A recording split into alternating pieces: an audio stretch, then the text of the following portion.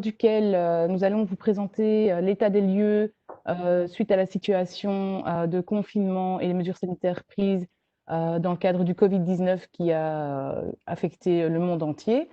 De ce fait, vous aurez l'occasion d'avoir différents webinaires sur les différents états du monde, en commençant par l'Europe, qui a eu lieu le 26 du 5, l'Asie la semaine dernière, les Amériques aujourd'hui, Nord et Sud.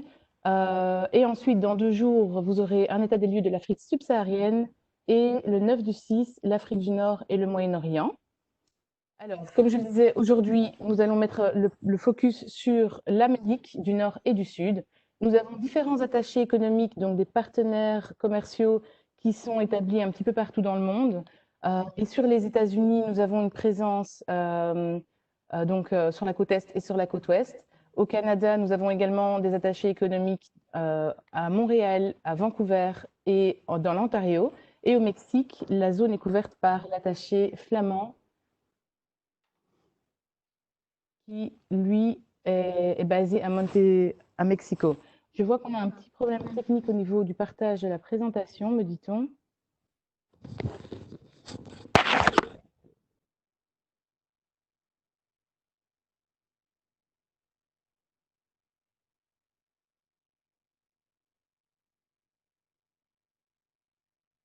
Désolée, la présentation PowerPoint apparemment n'était pas diffusée correctement. Voilà, j'espère que c'est résolu. Merci beaucoup, Laurent. Voilà, donc comme je vous le disais, on a une répartition mondiale. Aujourd'hui, l'état des lieux pour les États-Unis, côte Est et côte Ouest, vous sera présenté par mes collègues attachés économiques basés à New York pour Kathleen Freuthoff et basés à San Francisco pour Eric Gabris. Et l'état des lieux pour l'Amérique latine sera expliqué plus en détail par Jimena Villar qui est basée à Montevideo. Du coup, moi-même, je me concentrerai sur le Canada et sur Mexico. Alors, dans un premier temps, quelques chiffres pour quand même dresser le tableau et vous montrer en chiffres que la situation aux États-Unis est assez compliquée, avec plus ou moins près de 2 millions de cas infectés. Donc, on dénombre ici 1 859 000 cas. Le Mexique arrive en 14e position avec près de 100 000 cas, 93 000, et le Canada avec 91 000 arrive en 15e position. Donc, ce n'est pas négligeable. Le taux de létalité aux États-Unis est de 5,75% et les prévisions pour le 4 août avoisinent les 135 000 décès, tandis qu'au jour d'aujourd'hui, on est à 106 000. Donc, ça sera malheureusement encore en progression. Pour le Mexique, le taux de létalité est plus élevé. On est à presque 11% et les prévisions pour le 4 août s'élèveront à 6 858 décès.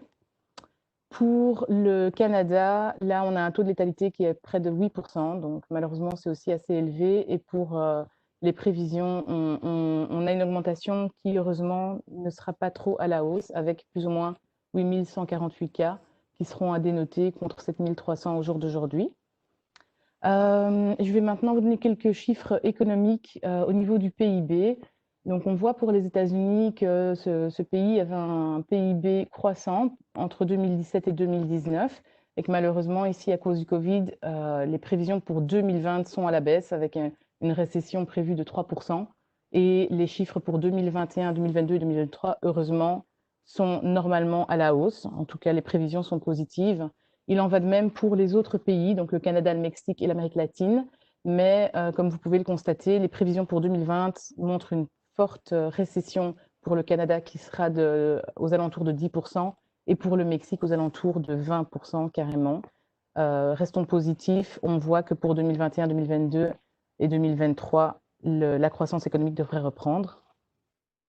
Alors, pour rentrer un petit peu dans le vif du sujet, au niveau du Canada, on a une situation différente par province. Je vais dans un premier temps vous faire un petit état des lieux sur le Québec, qui est la zone la plus touchée, puisque l'épicentre de l'épidémie se situe au Québec. Là, on note une diminution du PIB de plus de 8% au cours des 3 premiers mois 2020. Le taux de chômage a été fortement impacté également. Il atteint plus ou moins 13% en avril, alors qu'il était de 5,6% en décembre, donc c'est énorme. Et au Canada, on est carrément à 11%, toujours en avril. Et alors, les secteurs les plus affectés au Québec, pardon, sont les secteurs des loisirs, du spectacle, de l'art, les services, la restauration, bien sûr, le transport aérien, évidemment, et tout ce qui est fabrication de matériel, et l'audiovisuel également. Les secteurs, par contre, qui ont connu une progression, parce qu'heureusement, il y en a quand même, sont la santé, la distribution alimentaire, la vente en détail en ligne et la diffusion sur Internet. Au niveau de la reprise économique qu'on peut déjà anticiper, en fonction des différents facteurs qu'on analyse dès à présent, on voit que 36% des PME canadiennes ont déjà réouvert leurs portes, donc 43% au Québec. Il y a un déconfinement qui a eu lieu récemment et qui se fait en 2 temps. Donc les règles ne sont pas les mêmes pour la communauté métropolitaine de Montréal et les autres provinces. Et alors, par contre, le gouvernement québécois a manifesté son intention de rendre le Québec plus autosuffisant dans tout ce qui est matière de santé et d'alimentation. Donc là, pour les exportations, malheureusement, ce n'est pas bon signe. Et on dénote de nouvelles opportunités dans le secteur de l'ICT et de l'e-commerce, dû évidemment au télétravail qui prend de l'ampleur et qui dessine de nouvelles opportunités pour le marché. Les frontières canadiennes seront ouvertes à partir du 30 juin et le vol Montréal-Bruxelles sera de nouveau opéré 3 fois par semaine à partir du 15 juin, lui. Alors, au niveau des autres provinces, on a également la Colombie-Britannique et l'Alberta qui sont des zones un peu moins touchées, heureusement. Donc ici, on voit que, non, pardon, pour la Colombie-Britannique, le chômage est quand même assez haut, moins que le Québec, mais quand même. On est à 11,5% en avril, contre 4,5% en janvier. L'Alberta est monté à 13,4% de taux de chômage. Ces deux provinces ont été confinées du 18 mars au 19 mai, un peu plus tôt pour l'Alberta qui a réouvert ses portes le 14 mai et qui a, on va dire, des mesures un petit peu moins contraignantes vu que l'ORECA, les bars et les restaurants peuvent fonctionner déjà à hauteur de 50%. Les secteurs les plus touchés en Colombie-Britannique sont les arts, loisirs, l'audiovisuel, le tourisme, l'ORECA et l'aviation. Donc ça, c'est une zone où l'audiovisuel et la production de films est très importante. Il y a de nombreux partenariats avec Hollywood pour produire tout ce qui est film, etc. Et donc là, malheureusement, ils sont fort impactés. Et en Alberta, le secteur le plus impacté est l'industrie gazière et pétrolière, vu que c'est une économie, leur économie repose majoritairement sur ce secteur-là et que la demande mondiale a baissé de 20% dû au confinement. La situation en Ontario et dans le Manitoba, heureusement, se porte mieux. Donc là, le déconfinement il reste toujours assez prudent avec le déconfinement et donc l'essentiel des activités commerciales sont toujours à l'arrêt. Le taux de chômage est moins impacté, donc on a 7,6% en Ontario et un peu moins dans le Manitoba. Et les secteurs les plus touchés sont, comme toujours, l'ORECA, loisirs et culture, l'enseignement et le commerce de gros.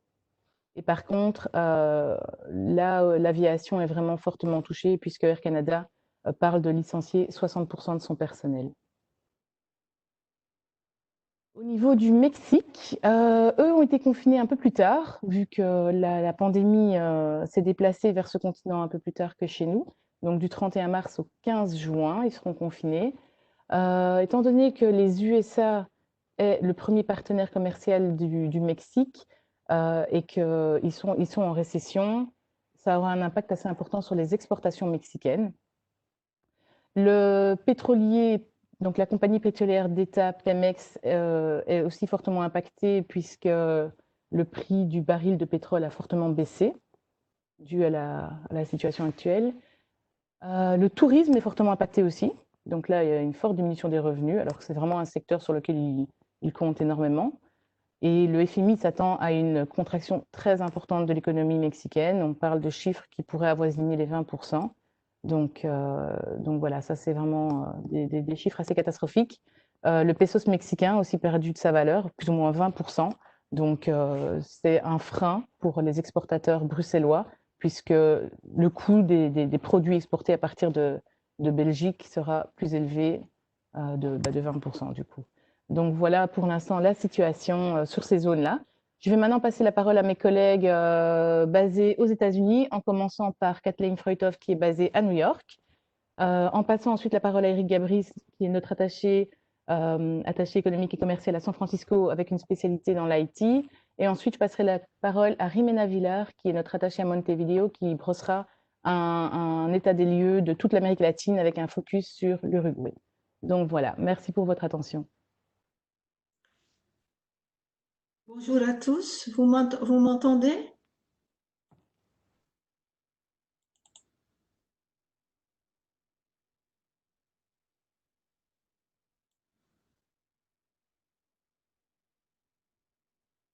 Bonjour à tous, merci Sophie pour cette excellente introduction. J'espère que vous m'entendez. On n'entend pas. Vous m'entendez? Elle est mutée, oui, voilà. OK. Vous m'entendez maintenant? Oui. Vous m'entendez? Oui. Bonjour à tous. Merci Sophie encore pour cette excellente introduction qui permet de nous plonger tout de suite dans le vif du sujet. Pour les États-Unis, avant la crise du Covid-19, l'économie des États-Unis était en très bonne santé, avec un taux de chômage de 3,5%, donc pratiquement le plein emploi. Et on peut voir ici déjà sur ce tableau que depuis le confinement, le taux de chômage ne fait qu'augmenter rapidement. En fin avril, il a atteint son plus haut niveau depuis 1930, soit 14,7%. Et au mois de mai, le nombre de chômeurs dépasse les 40 millions de personnes sur un total de 156 millions de populations actives, ce qui est énorme. Ces statistiques nationales donnent des informations sur tout le pays, mais cachent un peu les différences régionales et il est vrai que certains États sont plus touchés que d'autres. Dans l'État de New York, par exemple, le chômage s'élève à plus de 20%, tandis qu'en Floride, il n'est que 5%. Le PIB, pendant la période, a reculé de 4,8% et la confiance des consommateurs est descendue de 101 en février à presque 72 en avril pour remonter quand même un petit peu au mois de mai. La mise en place du confinement et la réouverture diffèrent beaucoup selon les États parce que toutes les décisions qui concernent le confinement sont prises au niveau des États et donc pas à un niveau fédéral. Donc il y a pas mal de différences. On peut voir ici sur ce slide que certains ont déjà commencé avec le confinement le 23 mars. Après, d'autres ont suivi le 30 mars et puis la plupart se sont mis en confinement vers le 7 avril.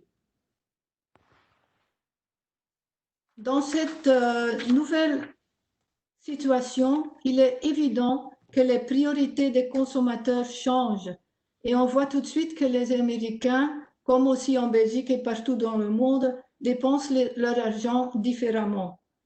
Bien évidemment, l'hôtellerie et les voyages, la restauration et les fast-foods qu'on connaît tous ici, qui sont tellement populaires, les commerces non essentiels comme les magasins de vêtements sont de grands perdants avec 7,7 millions d'emplois affectés. C'est énorme. De grands noms que vous connaissez tous comme Macy's, JCPenney, Neiman Marcus et même Hertz sont en grande difficulté ou sont déjà en faillite dans cette période. Par contre, tout ce qui est en vert, tout ce qui est digital, comme les jeux vidéo, l'épicerie en ligne, la télémédecine, mais aussi tout ce qui est amélioration résidentielle ou des livraisons de repas sont en forte hausse. Et ici, les grands gagnants sont par exemple Amazon, qui a engagé 100 000 travailleurs au mois d'avril, ou encore Walmart, dont les ventes en magasin montent de 10% et 74% en ligne. On va maintenant mettre un focus un peu plus sur la ville de New York. C'est la ville de rêve pour beaucoup de visiteurs. Le poids économique de New York City dans l'économie américaine est très important avec 8%. Du coup, l'impact du coronavirus sur la ville a aussi des conséquences pour le pays entier. Pour le montrer, je vais faire une petite comparaison.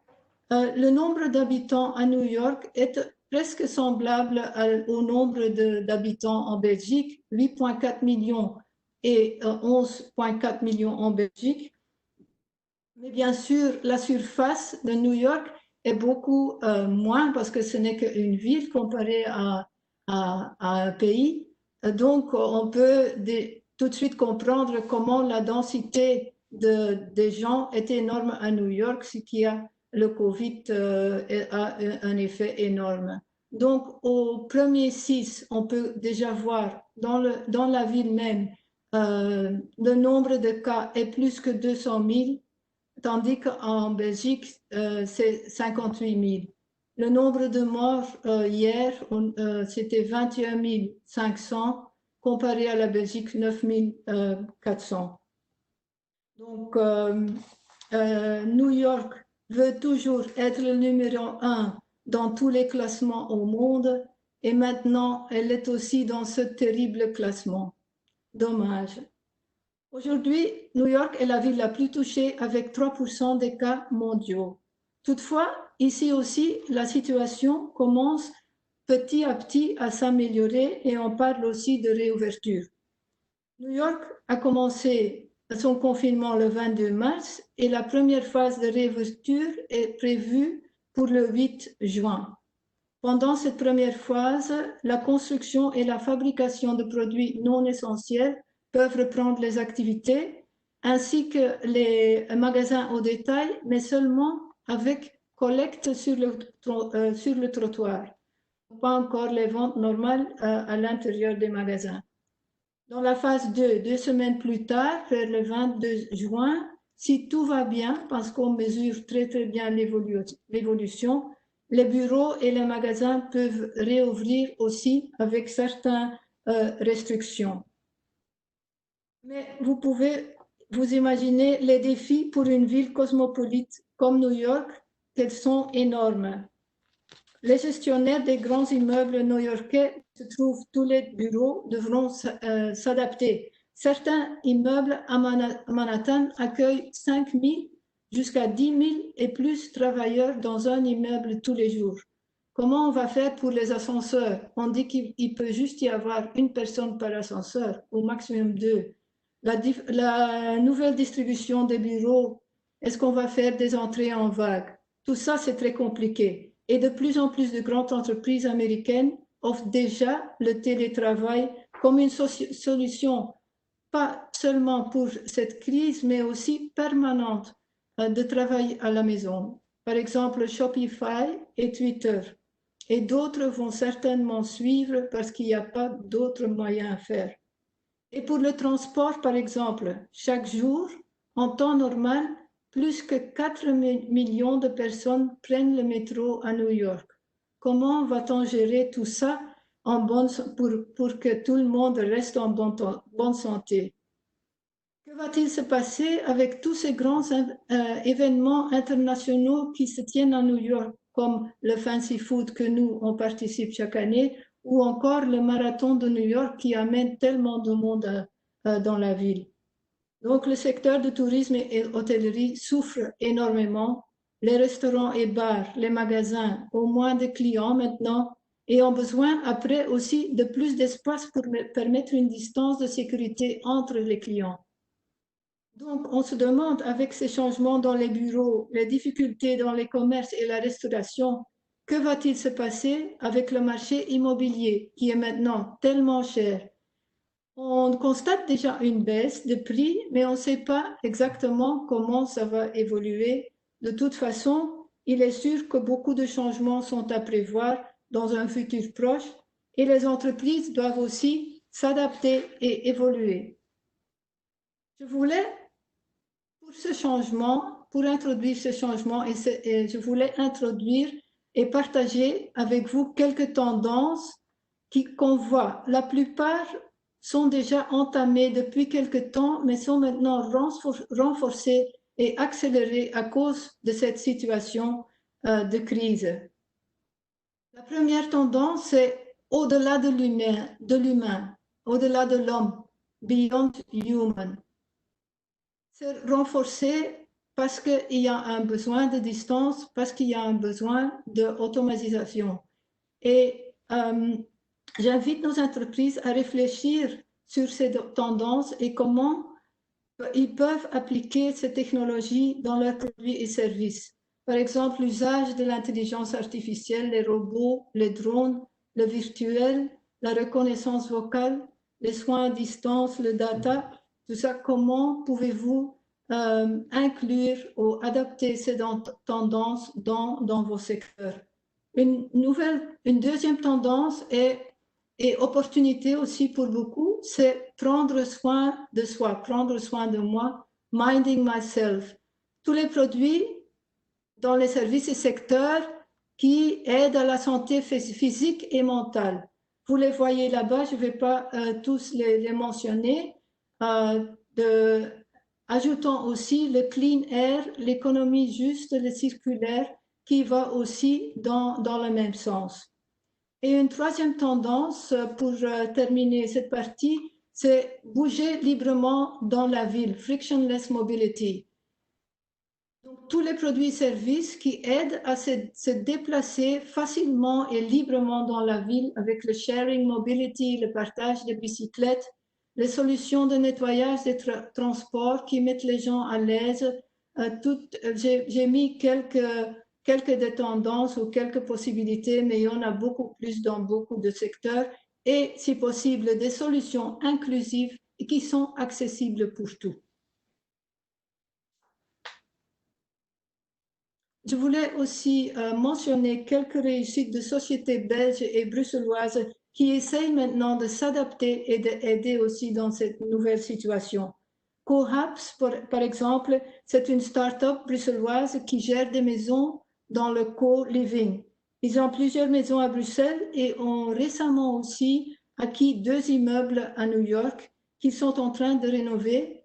Si avant la crise, ils se concentraient surtout sur les expats et les jeunes professionnels, maintenant, ils pensent plutôt à des personnes en difficulté, à la communauté. Ils ont offert des chambres aux familles avec un besoin urgent de logement pendant la crise.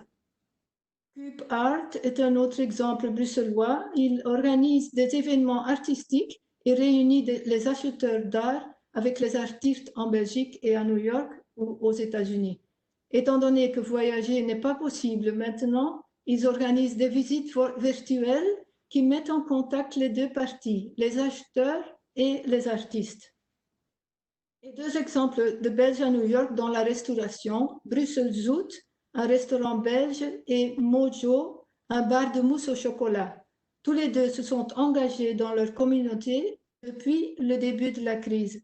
Ils ont travaillé avec la police locale pour faire livrer leurs plats au personnel hospitalier.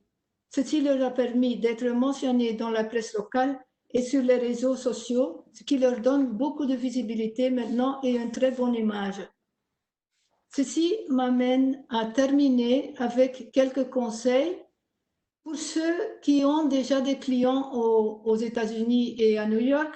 Prenez le téléphone et appelez-la, soyez empathique, écoutez, faites les suivis, montrez que vous êtes au courant de la situation. Via les canaux sociaux, développez des posts pour votre clientèle spécifique. Soyez attentifs que votre site Internet et vos posts sont adaptés aux Américains. Si vous n'avez pas encore de clients, contactez-nous avec toutes vos questions. N'hésitez pas, on va faire une étude personnalisée. Sur ce, je voulais encore remercier mon équipe Ina Droznik-Stone encore pour leur aide dans la préparation de cette présentation. Et je passe la parole maintenant à mon collègue Eric Gabris. Merci.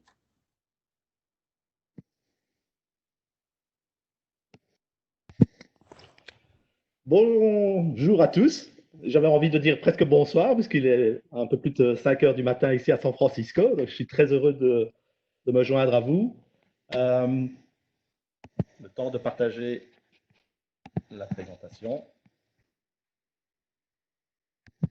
Voilà. Donc, merci Kathleen pour cette excellente introduction sur le marché américain. Je vais poursuivre sur la côte ouest. Même si nous n'avons pas été aussi affectés que New York, vous allez le voir durant ma présentation, les conséquences sont aussi très importantes sur notre côte également. Notre dicton, c'est connecter Bruxelles avec la Silicon Valley. Je me suis installé ici depuis 2011.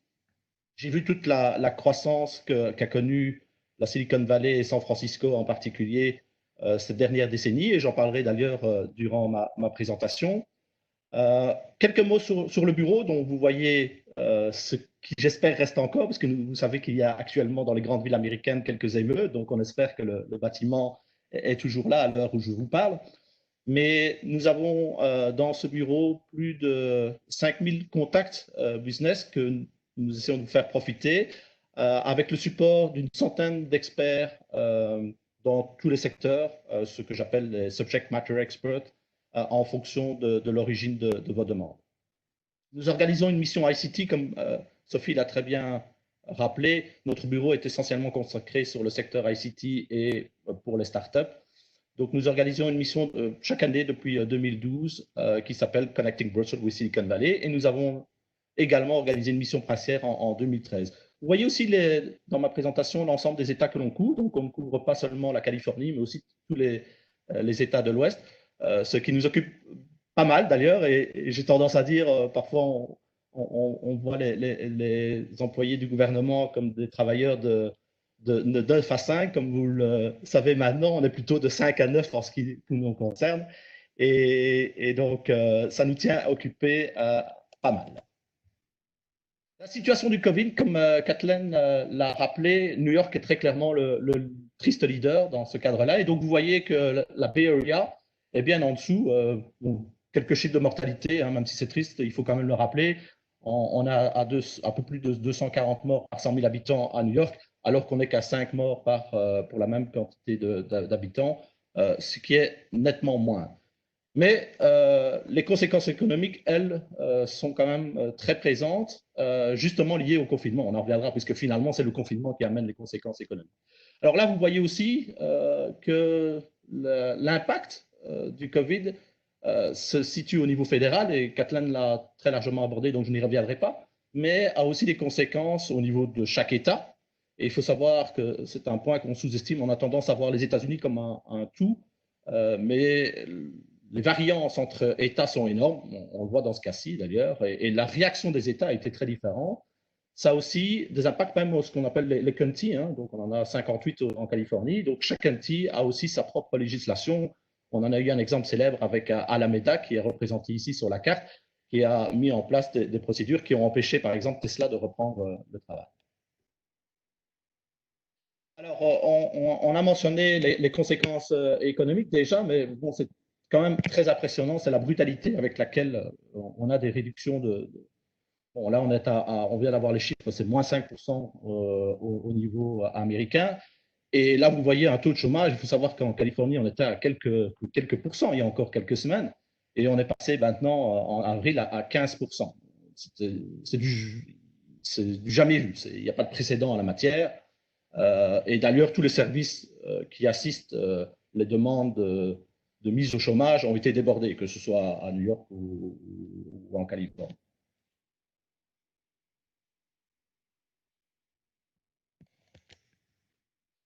Alors, un petit rappel de la situation actuelle. On est au stage 2 actuellement en Californie.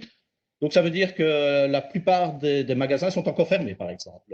Il y a des possibilités j'y reviendrai d'ailleurs un peu plus tard, il y a des possibilités de se faire livrer, bien sûr. Il y a des possibilités d'aller chercher ces marchandises. Mais la situation que vous connaissez actuellement en Belgique, où les gens peuvent rentrer de nouveau dans les magasins, ce n'est pas encore le cas. Aussi, pour vous donner des exemples très concrets, les écoles, il a été décidé que toutes les écoles secondaires et primaires publiques seront fermées pour le reste de l'année scolaire, qui se termine plus tôt ici aux États-Unis, en général début juin. Alors, je vais suivre dans ma présentation par une introduction sur les gagnants et les perdants. Je pense que, bon, inutile de vous dire que le domaine du du voyage a été fortement impacté.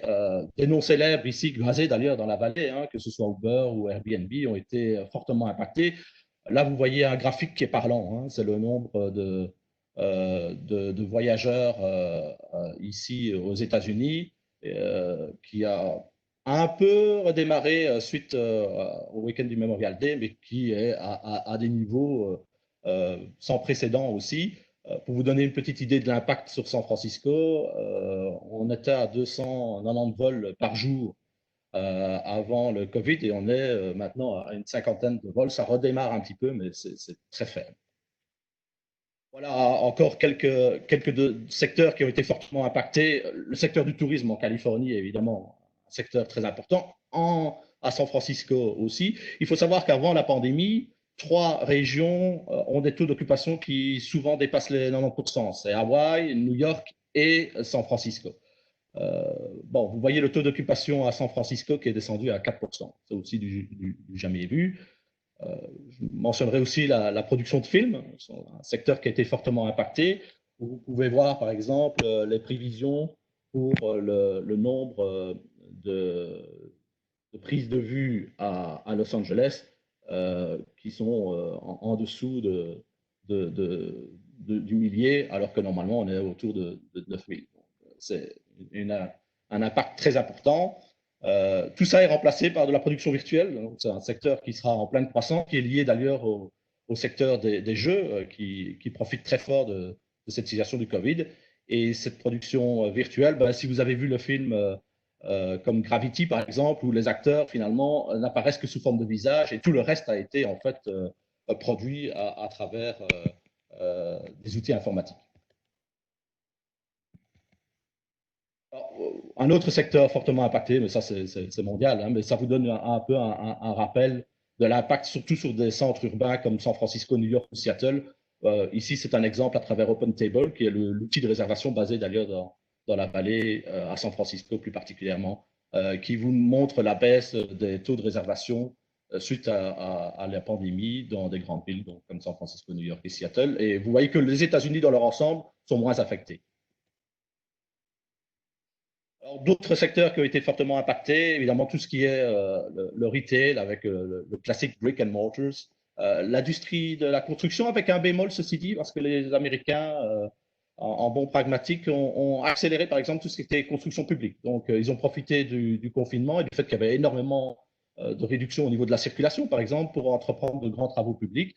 Mais donc vous voyez déjà des conséquences, on parlait de licenciement. Vous savez qu'on est dans une économie aux États-Unis qui est plus qu'on appelle une économie yo-yo ou roller coaster. Donc, les choses évoluent très vite et donc vous voyez déjà l'impact au niveau des licenciements, que ce soit chez des acteurs comme Lyft, Airbnb, Uber, qui sont tous basés ici dans la vallée. Alors, un petit point aussi, parce que c'était, j'ai voulu dans notre présentation mentionner les opportunités aussi. Et dans les opportunités, il faut dire que jusqu'à présent, pour les Bruxellois qui s'installaient à San Francisco, un des points les plus cruciaux, c'était le coût de l'immobilier.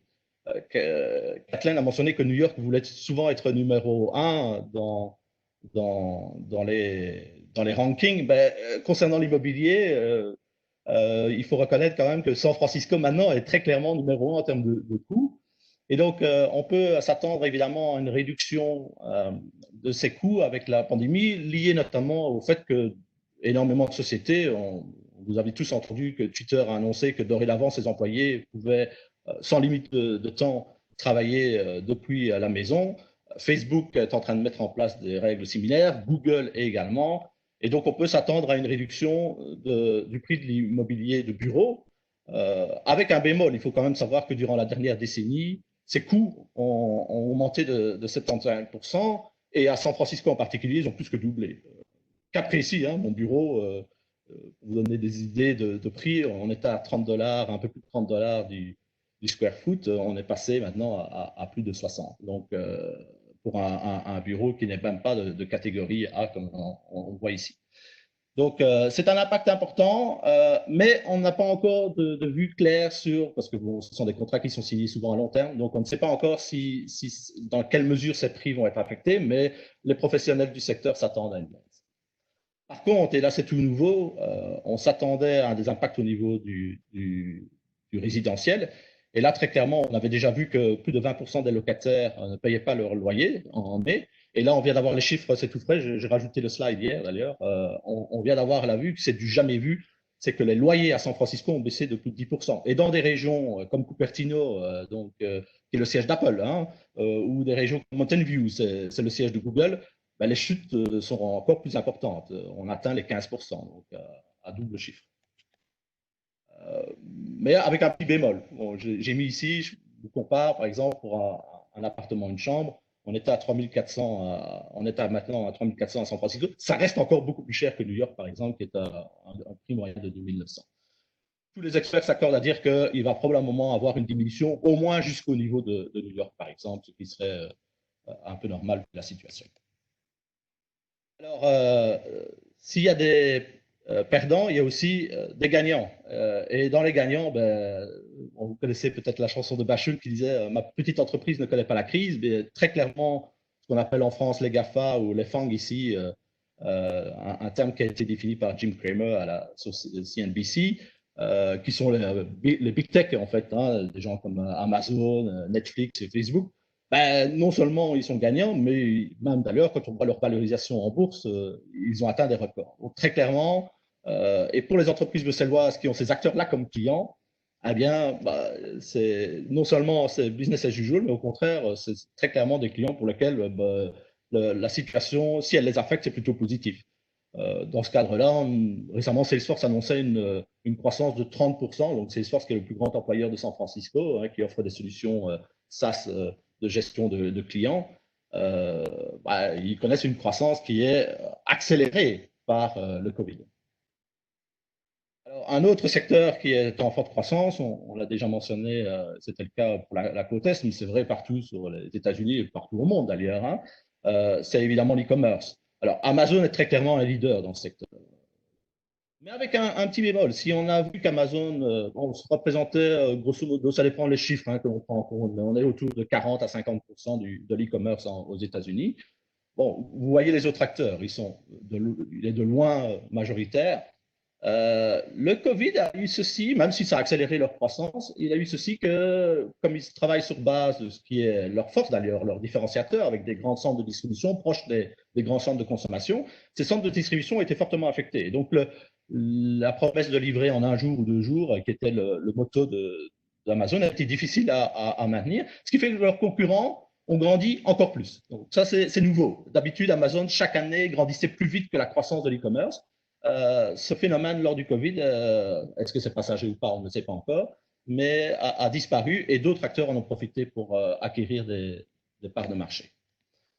Dans ce secteur, et c'est clair que l'e-commerce a aidé notamment dans la livraison de tout ce qui est produits alimentaires. On voit par exemple les fournisseurs de solutions de livraison à domicile dont le download de leur application a vraiment explosé. On parle de plus de 200% de croissance. Alors, il y a aussi un changement de comportement qui est évident, ce qu'on appelle le BOPIS, Buy Online, Purchase in Store, qui est devenu un élément extrêmement important chez le consommateur. Alors, ça a un impact aussi sur tous les trade shows, évidemment, auxquels nos exportateurs bruxellois assistaient. Le NAB a été annulé, le GDC est annulé, et ça nous concerne directement puisqu'on organise Disrupt du 14 septembre au 18 septembre, qui devient un événement digital. Un autre impact, c'est sur les startups. Bon, je vais me limiter parce que je vois que le temps s'écoule assez rapidement.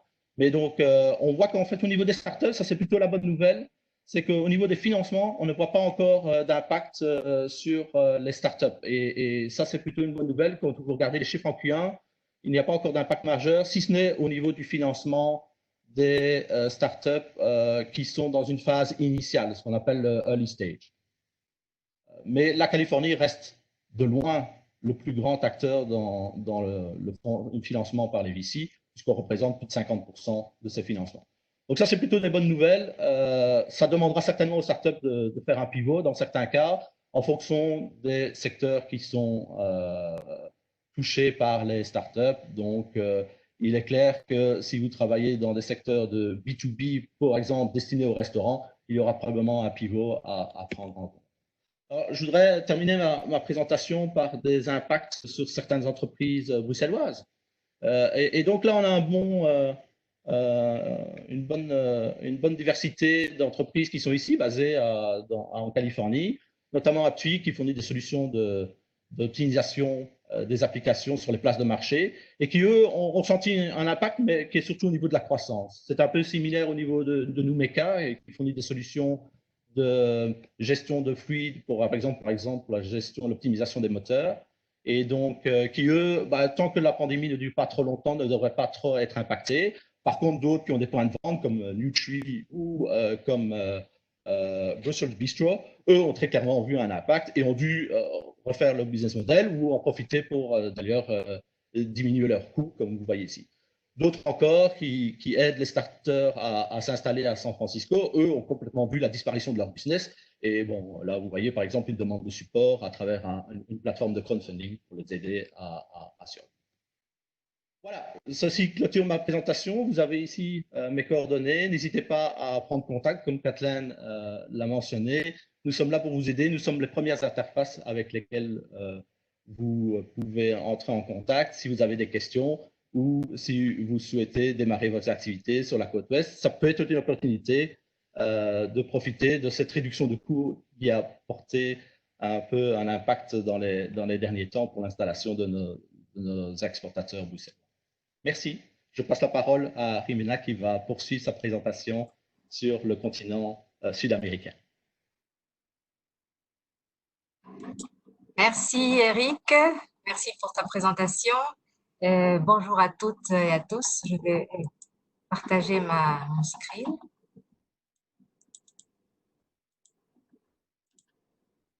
Voilà. Voilà, je vais vous parler donc des impacts du Covid en Amérique latine et particulièrement en Uruguay, qui est le pays où je suis basée. Bon, l'Amérique latine, c'est une vaste région du continent américain, très hétérogène, avec 21 pays et plus de 600 millions d'habitants, qui a d'énormes richesses naturelles, énergétiques et des principales réserves mondiales en matières premières dans l'Amazonie et aussi dans les Andes. Et les pays de l'Amérique latine sont de grands exportateurs mondiaux de cuivre, d'or, le Chili, le Pérou, de soja, d'huile, de farine, de soja. Et il y a aussi des pays comme le Venezuela, l'Équateur et la Colombie qui sont producteurs de pétrole. Et en Amérique du Sud, nous avons aussi la Bolivie qui est un des principaux exportateurs de gaz d'Amérique du Sud.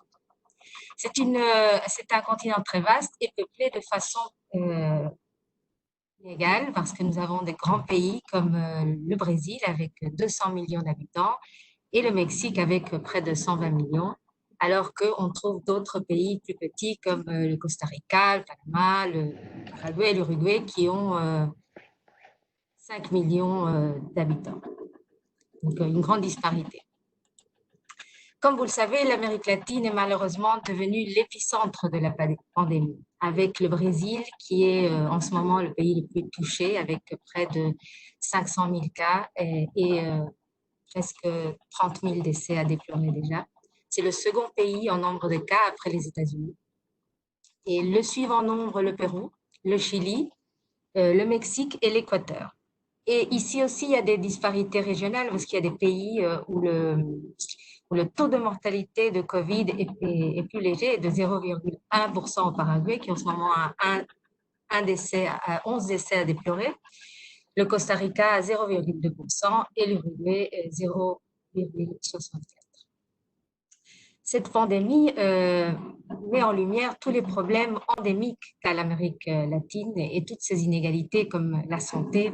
Les systèmes de santé sont très faibles, sont fragmentés et inégaux. Il faut compter que 30% de la population dans certains pays n'a pas accès à la santé et que 27% n'a pas de centre de santé proche d'où ils habitent. La pauvreté qui évidemment fait impossible un confinement et une quarantaine. Les emplois informels, plus de 53% des emplois sont fortement affectés et appartiennent à des gens qui ont des travaux informels et qui vivent le jour et qui doivent se poser la question entre rester confinés dans une chambre ou sortir et essayer de trouver quelque chose pour s'alimenter, alimenter leur famille. Une autre inégalité, c'est que dans les pays d'Amérique latine, pas tous ont une assurance chômage. L'Argentine, le Brésil, Colombie, Uruguay leur en ont, mais pas les autres. Et il y a aussi des pays, principalement en Amérique centrale, qui ont une forte dépendance d'arrivée de fonds de leurs familles qui se trouvent à l'étranger, principalement aux États-Unis. Mais ces familles-là sont aussi en difficulté. Donc, c'est un problème important. Et sixième point, c'est l'instabilité politique. Là, il y a une crise en ce moment historique en Amérique latine de l'immigration, avec plus de 5 millions de Vénézuéliens qui ont dû quitter leur pays. Les mesures sanitaires pour les pays aussi sont très contrastées. Parce que nous avons d'un côté le Brésil et le Mexique, pour donner un exemple, qui ont fait une distanciation sociale et une quarantaine qui varie selon les États. Et là, nous avons l'attitude de président qui est assez erratique et qui ne font qu'empirer les choses, malheureusement. Pour donner un exemple, le Brésil, il y a eu 3 ministres de la Santé en un mois. Et le président se balade dans les rues et semble avoir comme une négation du problème. L'Argentine, les pays andins et l'Amérique centrale, sauf le Nicaragua, par contre, ont eu des confinements très contraignants. Le Pérou, il y a même le soir du couvre-feu. Au Panama, ils ont implanté un système que les femmes pouvaient sortir pour faire les courses et aller à la pharmacie les lundis, mercredis et vendredis, et les hommes les mardis et les jeudis. Et le week-end, personne ne peut sortir. Donc, vous voyez que la différence entre les pays d'Amérique latine est très contrastée. Les mesures économiques sont principalement des subventions aux groupes les plus vulnérables, des lignes de crédit aux entreprises, l'indemnisation des travailleurs formels et la réduction ou le report d'impôts. L'impact économique sur l'Amérique latine, si vous voyez le graphique des activités de 2019 et 2020, donc de la variation du PIB, et on voit clairement qu'il y a des pays d'Amérique latine qui vont mieux s'en sortir que d'autres, mais tous les pays, aucun va s'échapper à cette crise qui est énorme. Le Brésil, l'Argentine et le Mexique vont être les plus touchés et probablement le Paraguay, le Panama, la Colombie seront les moins touchés et l'Uruguay. D'après la CEPAL, en fait, cette pandémie a 5 facteurs externes qui affectent l'économie des pays latino-américains. Ces 5 facteurs sont la baisse de l'activité économique des principaux partenaires, principalement donc les pays latino-américains exportent vers l'Asie, vers l'Europe, vers les États-Unis. Tout ça, il y a une baisse de l'activité, donc ça se ressent sur les exportations des pays. La baisse des prix des produits primaires aussi, très, très important, va impacter beaucoup de pays. L'interruption de la chaîne des valeurs ici, c'est plutôt le Mexique et le Brésil qui seront touchés parce qu'ils sont beaucoup plus industrialisés. La baisse des demandes dans les services de tourisme, ici les pays comme Cuba, les pays des Caraïbes vont être très affectés. Tous seront affectés, mais ceux-là encore plus. Et toute l'aggravation de la condition financière mondiale va avoir un impact a déjà un impact sur la dépréciation des devises. Maintenant, je vais aller vers l'Uruguay, là où je suis basée.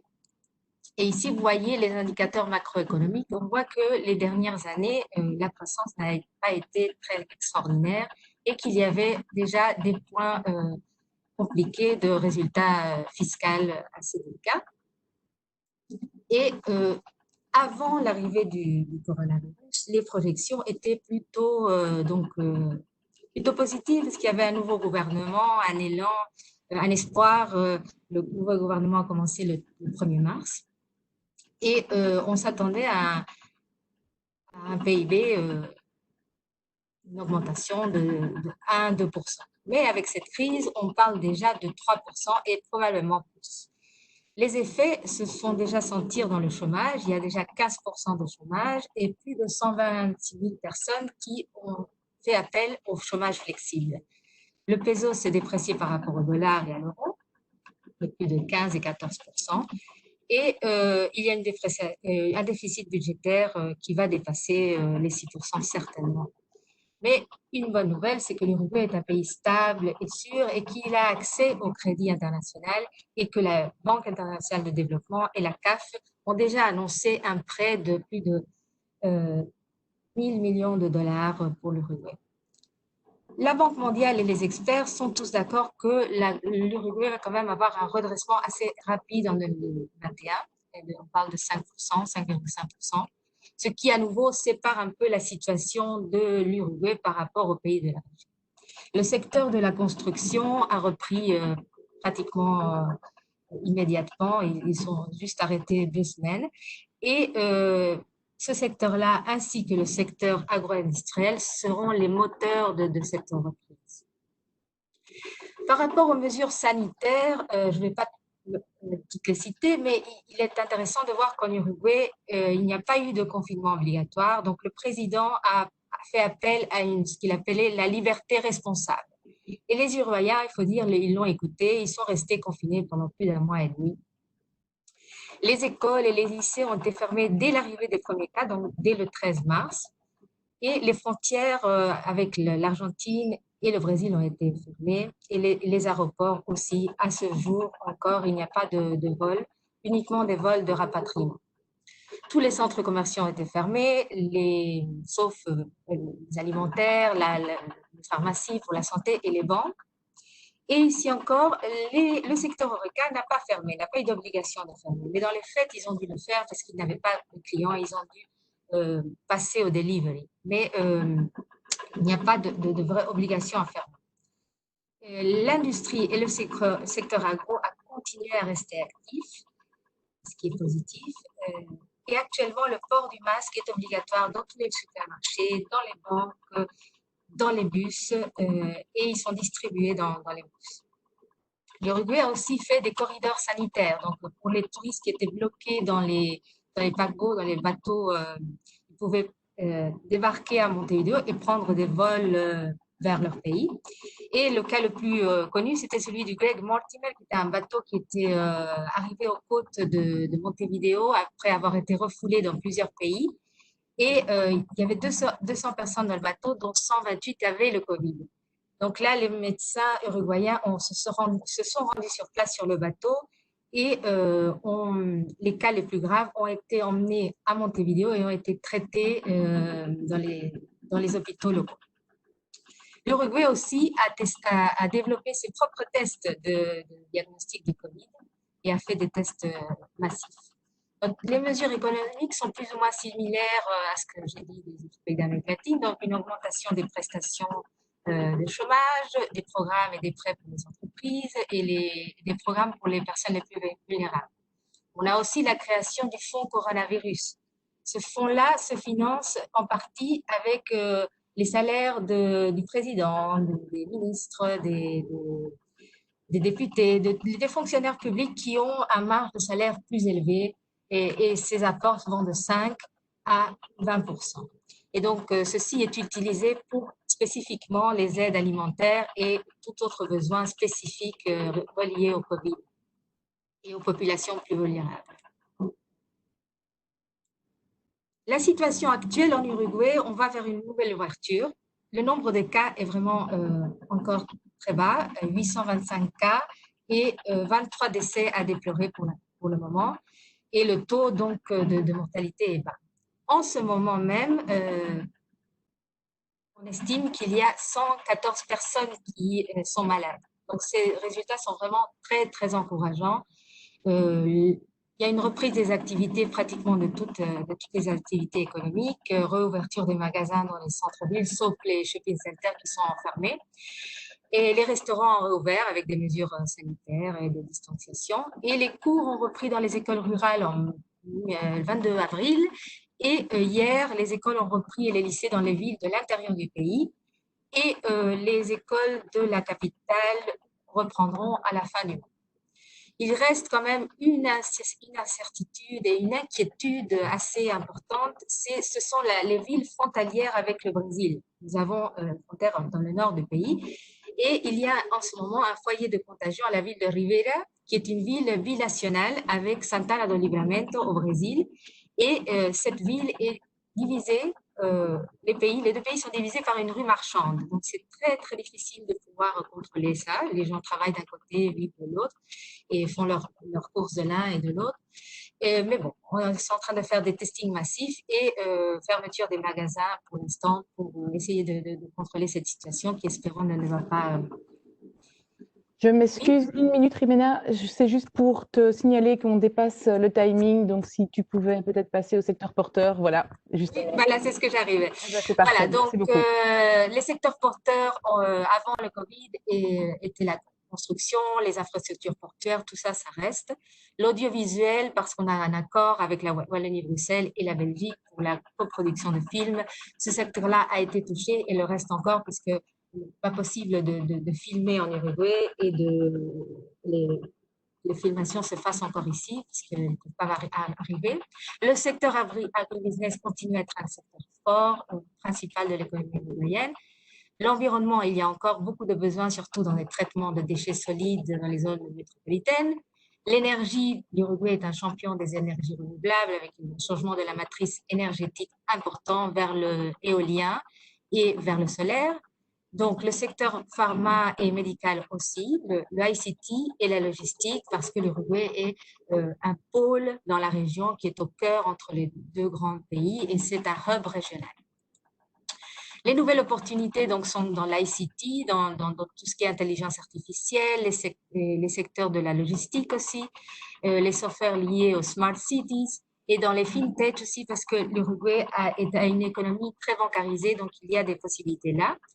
Dans le médical, la télémédecine, bien sûr, et des médicaments, je dirais plutôt des probiotiques pour augmenter l'immunité, tout ce qui est désinfectant aussi, et des kits de diagnostic rapide. Et tout ce qui est produit bien-être aussi seront porteurs prochainement. Donc, et aussi tout ce qui est de la partie de l'enseignement en ligne. Il y a une plateforme en Uruguay que chaque enfant des écoles primaires ont accès à un laptop. C'est le programme Plan Ceibal, One Laptop per Child. Et là, il y aura des possibilités dans les développements de contenu online et aussi des formations pour les enseignants dans l'université. Alors, quelques conseils. En Amérique latine, c'est très important, le contact personnel est fondamental. Maintenant, c'est difficile puisqu'on ne peut pas voyager pour l'instant et on ne sait pas encore jusqu'à quand, mais essayez de maintenir le contact via Zoom, via Skype. Privilégiez toujours le contact en espagnol, c'est important, et des brochures en espagnol. Et nous sommes ici à Montevideo pour vous aider à avoir des présentations virtuelles avec les partenaires potentiels uruguayens. Nous l'avons déjà fait depuis le début de la crise pour plusieurs firmes bruxelloises dans différents secteurs comme le pharma, la construction. Et si le produit intéresse, les Uruguayens sont quand même ouverts à travailler de cette nouvelle façon. Et pour des dernières réflexions, je dirais que le panorama de l'Amérique latine est quand même assez sombre. On n'est pas encore arrivé au pic dans plusieurs pays, les plus inquiétants étant le Brésil. La propagation de la pandémie continue et il y a vraiment de leadership de la part de certains politiques qui ne sont pas adaptés à la situation, à la gravité de la situation. Et du point de vue macroéconomique, on a l'Argentine avec un problème très complexe de default.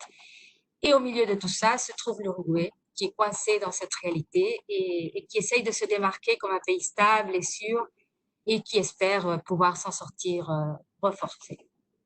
Merci beaucoup. Et si vous avez des questions, voilà. Je passe la parole à Sophie. Merci beaucoup Rimena, merci Kathleen, merci Eric pour vos exposés exhaustifs sur la situation durant le Covid et sur les perspectives surtout qui s'offrent encore aux sociétés qui souhaitent exporter vers vos marchés respectifs. J'ai une question pour Eric qui est posée par l'un des participants et qui souhaiterait savoir comment prospecter, comment s'implanter encore aujourd'hui sur vos marchés, donc sur ton marché qui est plutôt à l'ouest des États-Unis. Par quelle étape est-ce que tu proposes de commencer? Eric, pratique, on c'est la... t'entend pas. Ah, ok, voilà. Oui, j'ai parlé trop vite par rapport au news. Donc, il y a un point pratique, c'est l'accès au territoire. Donc, pour le moment, comme vous le savez, les États-Unis, ça, c'est une décision au niveau fédéral, hein, donc qui concerne tous les États, y compris New York ou la Californie. Donc, au niveau fédéral, il y a une interdiction qui a été renouvelée d'accès au territoire, donc l'interdiction d'accès au territoire par les autorités américaines pour les personnes qui viennent de l'espace Schengen. Donc, c'est pas vrai pour tous les pays, mais pour l'espace Schengen, bon, ça, c'est réciproque d'ailleurs, hein, aussi pour les Américains qui viendraient en Europe. Mais donc il y a cet aspect pratique. Il faut savoir que il y a un moyen de, non pas de contourner, mais enfin un moyen de respecter la règle, c'est de séjourner en fait 15 jours dans un pays qui n'est pas soumis à cette restriction aussi forte. Notamment certains, s'ils doivent rentrer pour des questions essentielles, par exemple sur le marché américain, peuvent séjourner pendant 15 jours au Canada, par exemple, préférence sans doute sur la côte ouest où il y a moins de cas, comme on l'a vu. Lorsque l'agent d'immigration va vous demander si vous avez séjourné pendant les derniers 14 jours sur l'espace Schengen, ben là, vous pouvez répondre de manière très honnête, hein, parce qu'il faut toujours rester absolument intègre vis-à-vis des autorités américaines lors de l'immigration. C'est de leur dire, ben non, voilà, j'étais au Canada les 15 derniers jours, et donc il n'y a aucun problème à ce niveau-là. Maintenant, l'intérêt du marché reste similaire. Donc, souvent, en fait, l'intérêt des exportateurs bruxellois va se porter sur New York pour ce qui est fashion et ce qui est lié au secteur alimentaire, on va dire, alors que sur notre marché, c'est surtout les entreprises du secteur IT. Et pour ça, ça n'a pas changé. Mais il est clair qu'à court terme, le nombre de demandes auxquelles on est confronté a diminué pour ces questions pratiques que je vous ai mentionnées. Merci beaucoup, Eric. J'ai également une question pour Kathleen. Quelles sont les aides financières qui sont proposées par la ville de New York à ces entreprises?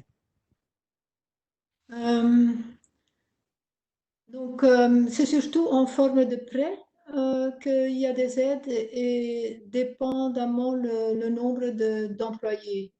Les petites entreprises peuvent, de 100 personnes ou moins de 100 personnes peuvent demander une aide pour pouvoir continuer leur activité pendant la crise sous forme de prêt.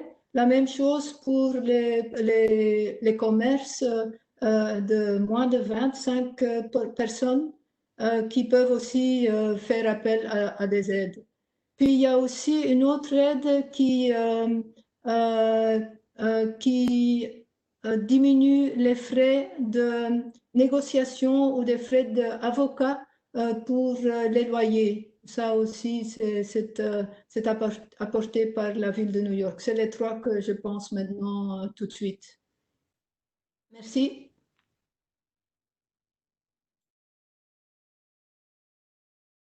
Merci beaucoup. Je pense que comme le temps est écoulé, je vais m'arrêter là avec les questions. Je vous remercie tous pour vos interventions et je vous dis à très bientôt pour le prochain webinaire qui est lié à l'Afrique subsaharienne et qui aura lieu le 4/6, donc ce jeudi. Et ensuite, toujours à 14 h. Et ensuite, vous êtes les bienvenus pour suivre le séminaire sur l'Afrique du Nord et le Moyen-Orient qui, lui, a lieu le 9/6. Donc, n'hésitez pas à vous inscrire via notre site internet. Vous avez le lien qui est en fait le même que celui que vous avez utilisé aujourd'hui pour pouvoir suivre ces webinaires-là. Donc voilà, je vous remercie énormément pour votre attention. Et si vous le souhaitez, les slides peuvent vous être envoyés par email sur demande. Merci à tous. Au revoir, merci. Au revoir, merci. Merci, à bientôt.